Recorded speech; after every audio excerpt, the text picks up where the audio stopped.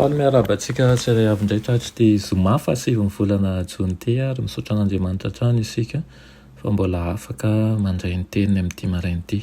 Mialohan'ny dirantsika ny amin'ny mofonenan'io dia vavakisika. Tompo Andriamanitra Tompo tsara indrindra, misaotra anao izay fa mbola afaka miantso ny anaranao indray anio, mangataka aminao Tompo mba hankahery anay ary hiteny manoloana anay amin'ny anaran'i Jesosy. Amen.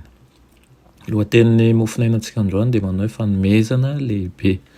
Alaina ny Romana 9:7-13 manao hoe izay tsy niaro ny zanany lahy fa natolo ny hamonjy antsika rehetra izy, tsy homeny antsika miaraka amin'ny maimaim-poana koa va ny zavatra rehetra.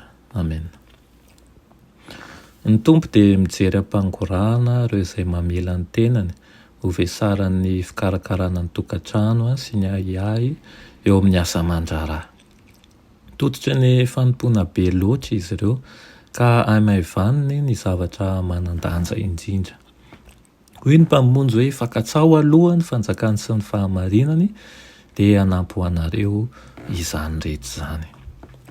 Izany hoe esory amin'izao tontolo izao ny fijerinareo ka mpanjiny mandrakizay. Mizaha mafy mba azahoanao ireo zavatra izay oman'Andriamanitra tombam-bidy sy nanoloran'i Kristy niainy sarobidy mba azahoanareo an'izany. Nanokatra midanadana ho anareo ny vavahadin'ny lanitra ny sorona nataony.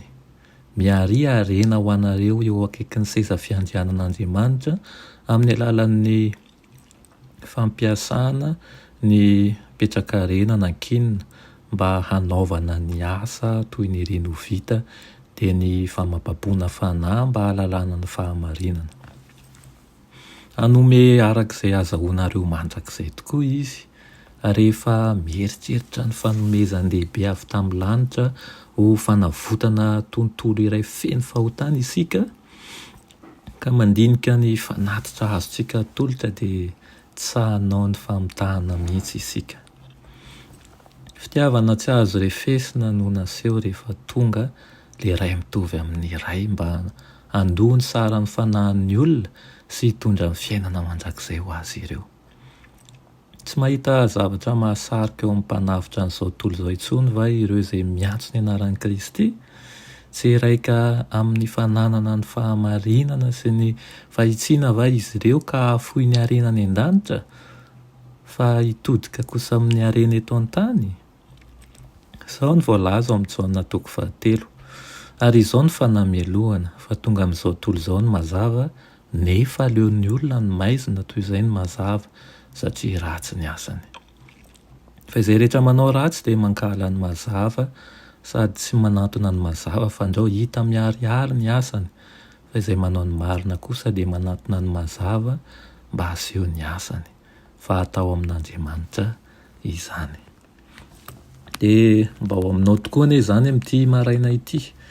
Tsaro fa nomen'Andriamanitra fanomezana lehibe ianao ka dia azo atakalo zavatra eto amin'ity tany ity.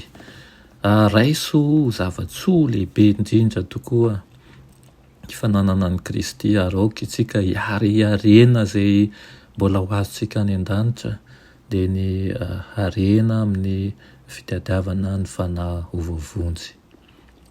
Ny ratsozy izy dia tsy sa manantona ny fahazavana satria ho hita miharihary ny asany. Aoka isika zoto hanao ny tsara mandrakariva ary mangatà amin'ilay mpanome fanomezana tsara indrindra dia Jesosy Kristy mba hanampy antsika ny amin'izany. Ry Andriamanitra tsara indrindra ho misaotra anao ny amin'izany mofinaina nomenao anay izany. Tompo ao te hanao ny tsara izay sy te hanao ny marina kanefa ny ratsy mangeja anay. Mangataka aminao izay Tompo mba hanome ny hery rehetra ho anay ianao mba hahafahanay manao ny marina hatrany sy ny tsara hatrany araka ny sitraponao. Dia izao hatrany koa izay hanana fotom-pisainan'ny lanitra ka hibanjina anao na manao ahoana mety ho fahasarotana eo amin'ny fiainanay. Amin'ny anaran'i Jesosy. Amen.